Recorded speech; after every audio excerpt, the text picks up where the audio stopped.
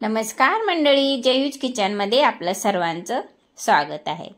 आज मी बुरा साखर, त्यालाच आपण तगार पण म्हणतो, ही दाणेदार चविष्ट साखर मी आज बनवलेली आहे। चला मग आपण रेसिपीला सुरुवात करू। 3 वाट्या मी साखर घेतलेली आहे। बघा अशा पद्धतीने हे साखर घेतली 3 वाट्या आणि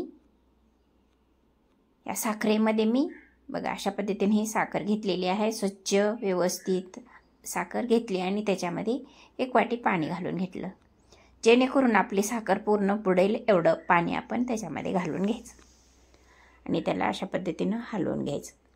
आता मी गॅसवर ठेवलं, गॅस चालू केलेला आहे। आता हे सारखं आपण हे याला हलवत राहायचं। पूर्ण आपली साखर पूर्ण त्या पाण्यामध्ये मिक्स झाली पाहिजे आणि त्याचा पाक पण होत आलेला पाहिजे।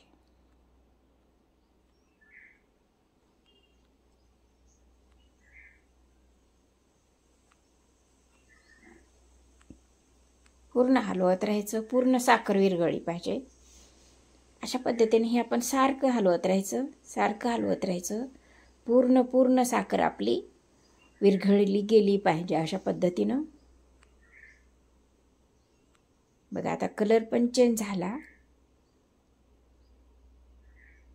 आता बऱ्यापैकी आपली साखर विरघळलेली आहे।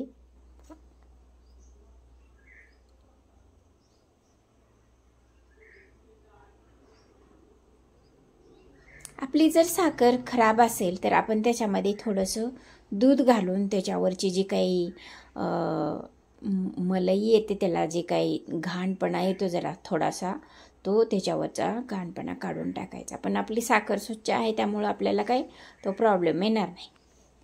चला अशा पद्धतीनं आता अशा लेवलला आल्यानंतर आपण त्याच्यामध्ये 1-2 चमचे तूप टाकून घ्यायचं। तूप टाकल्यामुळं आपल्या साखरेचं टेक्स्चर चांगलं येतं आणि आपली साखर दाणेदार अशी व्यवस्थित होते, म्हणून आपण त्याच्यामध्ये 2 चमचे तूप टाकून घ्यायचं। आपण जे पाक करतो ना, पाक थोडा त्याच्या पुढे गेल्यानंतर आपण ज्यावेळेस पाण्यात टाकतो ना आपण थोडंसं साखरेचं हे पाक, त्यावेळेस थोडीशी गोळी झाली ना, त्याच्या पुढे थोडं गेल्यानंतर आपण त्याच्यामध्ये तूप टाकून घ्यायचं आणि हे सारखं हलवत राहायचं। माझ्याकडून ते स्किप झालं, दाखवता आलं नाही मला, सॉरी। असं सारखं हलवत राहायचं। बघा कलर पण चेंज झालेला आहे आपला। आता आपली साखर आता घट्ट होत आलेली आहे। बघा अशा पद्धतीने हे आपला साखरेचा कलर सुद्धा आता बऱ्यापैकी चेंज झालेला आहे। थोडा पांढरा कलर देत आहे। आपली आता साखर बऱ्यापैकी घट्ट झालेली आहे। बघा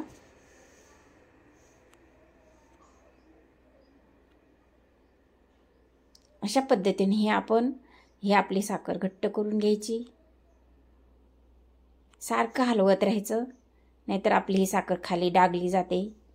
असं व्यवस्थित हलवत राहायचं सारखं। बघा आता हे पूर्णपणे आता घट्ट झालेली आहे साखर। हलवताना सुद्धा त्रास होतोय। बघा अशा पद्धतीने ही आपली साखर घट्ट होत आहे। पाणी त्याच्यातलं सगळं सुकून गेलं आता। बघा अशा पद्धतीने ही साखर आपली झालेली आहे। आता आपण सारखं त्याला मिक्स करत जाऊ आणि थंड झाल्यानंतर हे आपण मिक्स करतो त्यावेळेस आपली ही अशी पिट्टी होते, त्याच्यातल्या गाठी वगैरे सगळ्या गुठड्या काढून टाकायच्या, मिक्स करून घ्यायच्या, सगळ्या बारीक करून घ्यायचं सगळं व्यवस्थितरित्या। आणि आता हे आपण थोडंसं मऊ करून घेऊ त्याच्यातल्या गाठी झालेल्या। बघा अशा पद्धतीने हे सगळं मऊ करून घ्यायचं। अशी ही आपली साखर झालेली आहे पहा। बघा आणि आता 1-2 गुठड्या राहिल्या असतील तर आपण चाळणीनं चाळून घेऊ।